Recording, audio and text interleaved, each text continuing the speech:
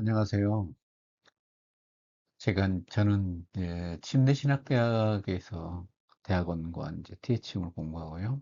그다음에 신학교에서 몇 년 동안 가르치다가 도미에서 미국에 있는 뉴올리언즈 베프티스트 테올로기컬 세미나리에서 PhD를 하고 다시 그 귀국해서 제가 2000년도에 초반이죠. 초반에 2000년 7년인가요? 8년부터 다시 침례신학대에서 강의하다가 작년부터 저희 목사님 몇 분과 같이서 음, 안산 소재에다가 저희들이 침례교 신학연구원을 만들었어요. 6명이서 거기서 제가 이제 지난 9월부터 12월 중순까지 신약 성서 배경을 강의를 했었습니다. 그런데 제가 이제 배경 강의를 그 연구소뿐이 아니라 그 전에도 제가 했었습니다.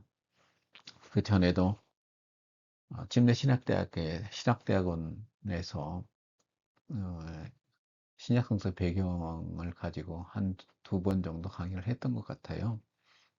근데 이제 제가 생각하기에 성서 배경을 우리가 제대로 알지 못하면 성서에 대한 올바른 접근이 힘들다 하는 그런 생각이 들어서 이 배경에 대해서는 그냥 그 우리가 모든 그리스도인들이 기본적으로 알고 있었으면 하는 그런 제 바람이 있습니다. 그래서 다시 한번 제가 이 강의를 해서 제 유튜브에 올려보려고 합니다. 성서 배경이란 게 여러 가지 관점이 있어요. 근데 제가 이제 늘 공부하면서 책을 읽고 또 자료를 보면서 보다 제 이해가 확장되는 것 같습니다.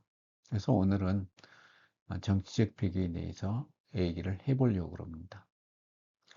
근데 우리가 신약 성서 배경에 대한 책들을 여러분들이 혹시 접하게 되게 되면 어떤 책들은 우리가 바벨론 포로 이후부터를 잡는 책도 있고요. 또 바빌론 포로 그 과정에서의 유대인들의 삶을 얘기하기도 하고요.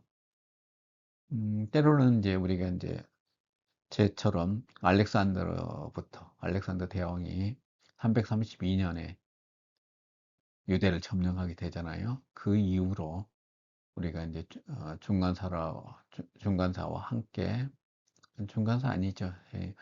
이 신약성서에 이 이제 알렉산더가 미쳤던 그 영향이 너무나 크기 때문에 알렉산더보다는 알렉산더 이후죠. 이후 그리스 왕조가 유대에 미쳤던 영향이 너무나 크기 때문에 그때부터 또 그게 신약성서의 기록에 영향을 미쳤고 그 영향이 우리 성서에도 드러난다 그래서 332년을 두는 학자들이 많이 있습니다.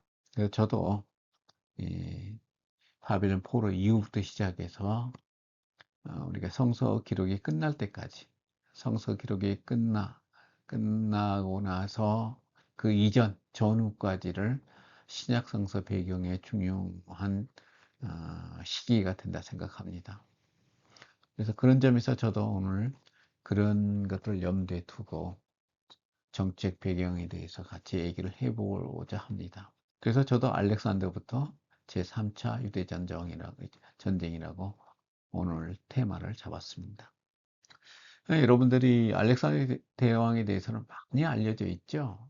그리고 우리가 서구, 특별히 중동 지역에서 그쪽에서 유학한 친구들을 만나보게 되면 이 알렉산더 대왕에 대해서는 굉장한 자부심을 가지고 있는 것도 사실입니다. 근데 제2기간이 너무 짧았어요. 알렉산더가 이제 인도까지 와서 인도를 점령했다고 그러는데 그 기간 자체, 알렉산더가 제2에 있었던 기간이 너무 짧았고 또 그가 34세라는 젊은 나이에 요절을 했기 때문에 그 많은 왕국을 점령해 놓고 전설적인 그런 많은 전쟁에서의 승리를 거두었음에도 불구하고 그가 개인적으로 끼친 영향이 참 위대함에도 불구하고 광활한 지역에 많은 영향을 미쳤음에도 불구하고 지속적이지 못했다는 것은 우리가 인정해야 될 것 같습니다. 근데 알렉산더가 개인적으로는 어떤 젊었을 때도 굉장히 뛰어난 왕이었으면 틀림없는 것 같아요. 우리가 인제 흔히 전해지는 얘기 가운데 필립 왕이 마케도니아의 왕으로서 그 이웃 나라를 많이 정복을 했죠. 그랬을 때 거기에 인제 그 당시에 이 필립 왕이 자기 아들에 대한 그 선생 스승이죠. 스승으로서 여러분들도 잘 우리가 역사에서 많이 거론되기도 하고 철학자 중에서 굉장히 위대한 철학자로 알려져 있고, 또 그의 철학적 범위가 정치, 경제에 대한 연구뿐이 아니라 철학이란 그런 관념적인 연구뿐이 아니라 자연과의 과학, 그다음에 문학, 이런 여러 가지 인류사에 끼쳤던 영향이 너무나 크죠. 아리스토텔레스라고, 그분은 알 거예요. 농담으로 우리 철학 교련 시간에 아래 털이 털난 사람이라고 얘기를 했는데, 아무튼 그 다리에 털이 많은 건 잘 모르겠고요. 아무튼 그런 아리스토텔레스, 인류사의 스승으로서 가장 크게 영향을 끼쳤던 사람 중에 하나인 그 아리스토텔레스 스승으로 삼을 만큼 운이 좋았던 사람이죠. 그때 자기 아버지가 이제 전쟁에 나갔으니까 많은 전쟁에 관한 이야기를 전해줄 거 아니에요, 신하들이. 그때마다 아, 너무나 기쁘지 않습니까? 그랬더니 하는 이야기가 좀 슬프다고. 왜 그러냐 그랬더니, 아버지가 다 점령해 버리면 다음에 내가 왕이 돼서 점령할 땅이 없지 않느냐라고 얘기를 했다고 그래요. 그만큼 알렉산더는 굉장히 위대한, 젊었을 때부터 그 많은 뭐라 그럴까, 그런 데 대한 그 왕으로서 갖춰야 될 여러 가지를 갖췄던 사람 중에 하나인 것 같습니다. 자, 그다음에 우리가 보게 되면은요.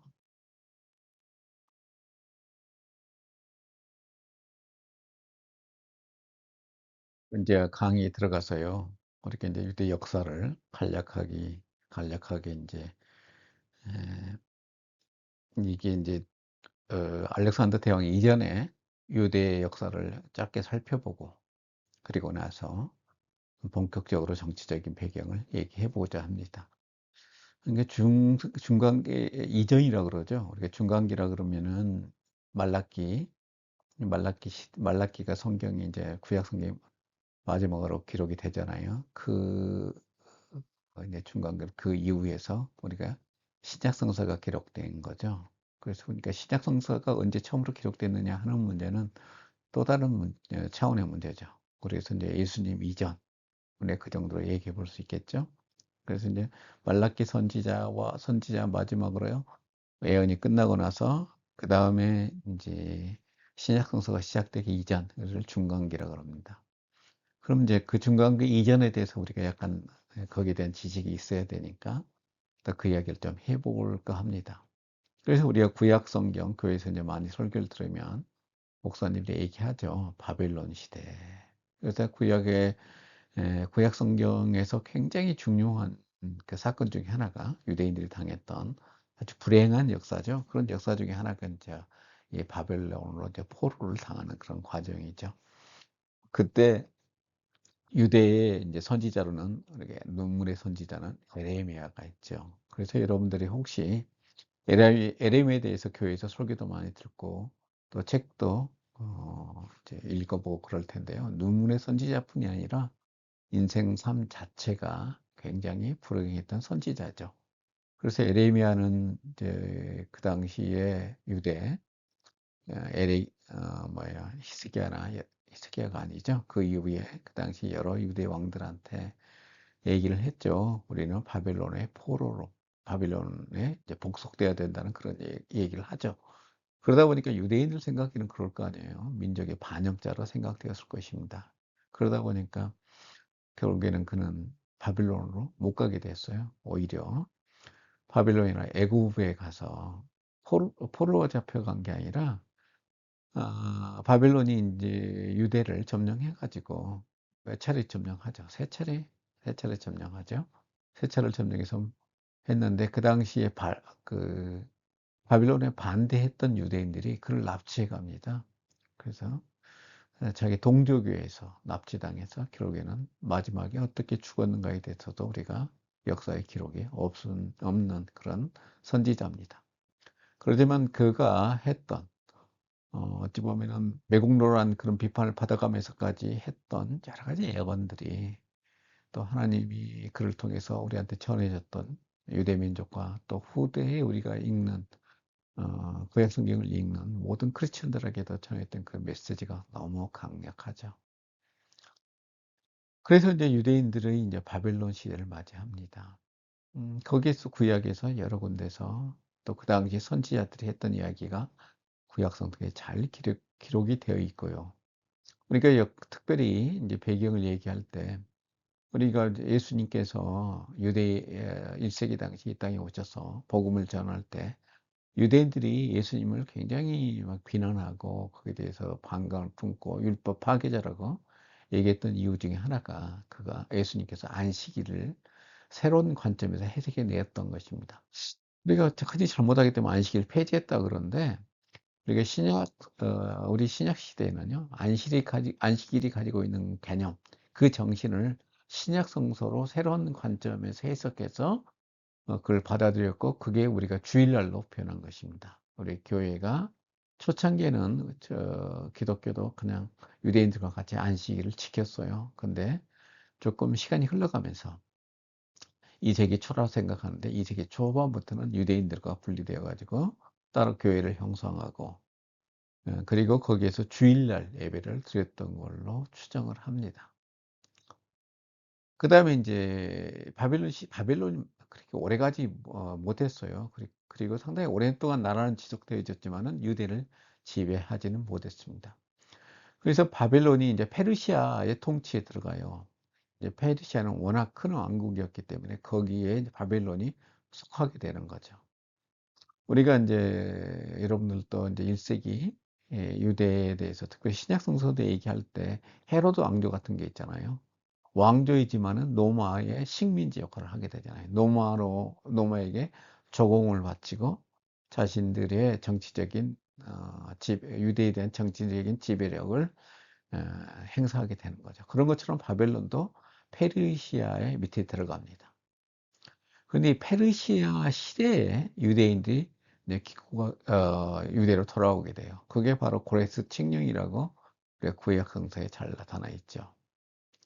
그래서 기원전 597년 맨 처음에 고레스 칙령에 의해서 세르바살이 이제 이끈 이야기가 역대상 3장 18절에 나오죠. 그다음에 인제 스룹바벨과 여호수아, 그 이야기는 우리가 인제 구약 성경에 보다 자세하게 나와 있습니다. 그때 인제 페르시아의 왕은 다리우스, 그래서 기원전 522 년부터 486 년까지 페르시아를 통치했던 다리우스 왕에 의해서 유대인들이 2차 바벨론 포로에서 인제 풀려나게 됩니다. 그리고 그다음에 인제 에스라에 의해서 이어지고요. 근데 우리가 마지막으로 느헤미야서에 잘 나와 있죠. 그래서 느헤미야서에 나와 있는 느헤미야에 의해서, 느헤미야가 인제 유대 총독이 돼서 와서 성곽, 근데 성전을 건축한 게 아니라 예루살렘 성전이 있으면 그 주변에 옛날에는 다 이렇게 성곽, 뭐랄까 오늘날 같은 것은 담이죠. 담. 그 외곽에 담을 건설했던 것입니다. 그래야지만 이민족의 침입의 성전을 보존할 수 있잖아요. 그러면서 인제 느헤미야가 오게 되면서 인제 사마리아 사람들이 예루살렘에서 쫓겨나게 되죠. 그 이전에는 유대인들이 전부 다 바벨론으로 포로로 끌려간 게 아니라 하층민은 남겨졌습니다. 우리가 고대 시대에 대개 인제 끌어다가 전쟁에 패하게 되면은 인제 그 민족들이 특별히 왕이나 그 신하들, 똑똑한 사람을 먼저 다 끌어가요. 그리고 난 다음에 인제 그 노동자로 쓰려고 이제 일반 평민들도 노예들도 끌어가겠죠. 그렇지만 그 땅에 살 사람이 좀 남아 있습니다. 그래서 우리가 이제 구약 시대에 에 거기에 바빌론 포로 시대에도 유대에 남아 있던 사람들, 땅의 사람이라 그러죠. 그래서 그들이 남아 있으면서 율법도 잘 모르고 또 이미 자신의 예루살렘 성전이 이제 불타 버리고 또 지도층이 없기 때문에 그 당시에는 종교적으로 희미해져 갔나 종교에 대해서 잘 지키지 않았다는 거죠. 그래서 이제 그 당시에 바벨론이 유대인들을 끌어가고 나서 다른 이민족들을 거기다가 이제 끌어다가 거기다 정착을 시켜요. 그러다 보니까 유대인들과 이민족들이 서로 섞이게 됩니다. 그래서 우리가 인제 그 당시에 사마리아 사람들이 생겨나게 된 것입니다. 그래서 우리가 유대 역사 보게 되면 맨 처음에 북이스라엘이 우리가 인제 아수르에서 먼저 멸망하게 돼요. 그리고 한 100년 후쯤에 남왕국이 멸망하게 됩니다. 그래서 남왕국 유대 지방이 이제 바벨론에 의해서 멸망한 다음에 이 이민족들과 서로 섞이면서 유대인들이 그 땅에 살게 되죠. 근데 그 당시에 인제 느헤미야가 귀국해서 바로 인제 이 사마리아 사람들을 예루살렘에서 추방시켜 버린 거죠. 그래서 우리가 신약 성경에도 있는 사마리아 지역에서 그들이 어찌 보게 되면 자신들이 그 부족 단위랄까? 그런 나라를 형성하고 살았던 사람들이 사마리아입니다. 그래서 우리가 신약 성서 보게 되면 다음에 혹시 지도를 제가 띄워 놓고 설명을 할지 모르겠지만은 남왕국의 중심이었던 예루살렘 중심 유대 지방이죠. 그리고 그 중간에 사마리아가 있어요. 그리고 저기 북쪽으로 올라가게 되면 예수님이 태어났던 어디예요? 네 저쪽 북쪽 지역이죠. 그쪽도 원래는 이방 지역이었는데 거기에서 인제 예수님이 태어났던 갈릴리 지역이죠. 이 갈릴리 지역이 있게 됩니다. 그래서 우리가 유대 역사 가운데 가장 신약 성경에도 많이 나왔던 게 유대, 사마리아, 갈릴리 이 세 지역의 중심으로 지리적으로는 이 세 지역을 중심으로 해서 신약 성서 배경이 되는 것입니다.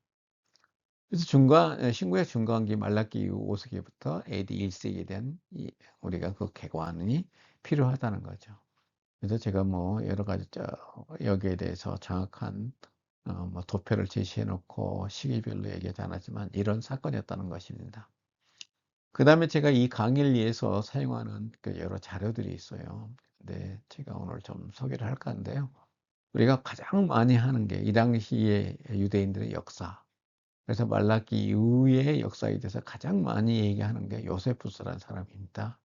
이 사람이 다음에 우리가 인제 AD 66 년부터 노마 70 년까지 전쟁이 있죠. 이 당시에 활동했던 사람이고 그가 이제 다음에 이제 노마의 포로로 끌려가고 거기서 노마 황제한테 축성을 통해서 이제 유대 역사를 기록하게 하게 되죠. 그 당시에 노마 황제의 도움을 받아서. 그래서 우리가 알렸던 게 유대와 로마의 전쟁에 관한 기록입니다. 그다음에 두 번째로 우리가 많이 이 당시에 기록을 위해서 사용한 자료 중에 하나가 외경이에요. 구약의 외경입니다. 외경과 유경이 있습니다. 그래서 여러분들이 휴진에 가게 되면 성경 가운데서 공동 번역 성경이 있어요. 한국말로 번역된 성경이죠. 근데 그 위에 보면 표지에 외경 포함이라고 써 있는 책이 있습니다. 거기에 보게 되면 구약 예경이 포함되어 있죠. 그래서 구약 성경, 외경, 그다음에 신약 이런 식으로 구성되어 있습니다. 거기에 나와 있는 외경입니다. 그다음에 위경이라는 게 있어요. 그 위경은 여러분들이 접하기는 쉽지 않은데 그 성서를 전문적으로 연구하는 박사과정 학생들이나 뭐 석사 이상의 사람들이 거기에 대해서 연구를 좀 하게 되죠. 공부를 하게 됩니다. 근데 특별히 신약학을 전공해야 되면 관심을 갖게 되는데요. 이경이 우리가 이제 신약 시대에 기독교인들이 읽었던 책, 유대인들과 기독교인들이 읽었던 책들이 있습니다. 그래서 그 가운데서 우리가 대표적인 것이 에녹서 같은 게 있어요. 제가 요즘에 유튜브 보게 되면 뭐 비밀서 이렇게 나오던데 이미 오래전에 알려져 가지고요. 우리가 신약학을 전공한 사람들은 많이 참고하는 책 중에 하나입니다. 에녹서 같은 게 에녹이 구약성 창세기에 나오는 이름이죠. 창세기에 나와서 에녹은 이제 죽음을 맛보지 않고 하나님 앞에 갔다고 그러죠. 그래서 이제 유대인들한테 상당히 신기한 이름이 됐고, 이 땅에서 죽음을 맛보지 않고 하나님이 이걸 이적인을 갖다 그러죠. 그래서 에녹에 대해서 어떤 신비감 때문에 이 중간 시대 그리고 신약 성서에 걸쳐서 시대에 걸쳐서 바로 에녹이란 이름을 가지고 성경을 자신들의 어떤 책을 기록했던 것입니다. 본이 있을 때 경전이라고 생각하지는 않았겠죠. 그렇지만 후대의 경전으로 유대인들 그 기독교인들이 생각했던 책이에요. 그러다 보니 그래서 인제 왜 에녹스를 붙였느냐. 그러니까 그가 너무나 위대했고 유대인들의 희망이었기 때문에 에녹스라는 이름을 붙였습니다. 그런데 에녹이 기록한 건 아니잖아요. 아니죠. 그러다 보니까 우리가 위경이라고 얘기합니다. 그래서 가짜로 이름을 붙였다는 것입니다. 그다음에 이제 노마의 역사가들의 자료들이 있어요. 그것 중에 하나가 우리가 인제 신약학 전공하는 사람들은 거의 막 시험도 치고 막 떨떨떨떨 외우는 책들이 있습니다. 그래서 로마 역사가들 책들을 또 거기에 대한 우리가 역사들 로마의 왕들에 관한 우리 얘기들을 잘 알아야 되기 때문에 거기에 대한 책들을 자료들을 많이 참고합니다. 그중에 하나가 수에투니우스라는 책이에요. 이 책은요. 로마의 12 황제들에 관한 기록입니다. 그 이제 첫 번째로 처음으로 등장하는 사람이 여러분들 누구나 많이 알려져 있죠. 그중에 하나가 줄리어스 시저. 우리가 가이사라 그러죠. 처음으로 인제 시저 때문에 황제 이름이 가이사가 되었다고 얘기를 하죠. 그렇지만 그렇지 않았다는 사람도 있어요. 어떤 사람은 아우구스티누스. 그래서 가이사의 양아들이죠. 시저의 양아들. 아들의 이름을 따서 가이사라는 이름을 붙였다 얘기하는 학자들도 있습니다.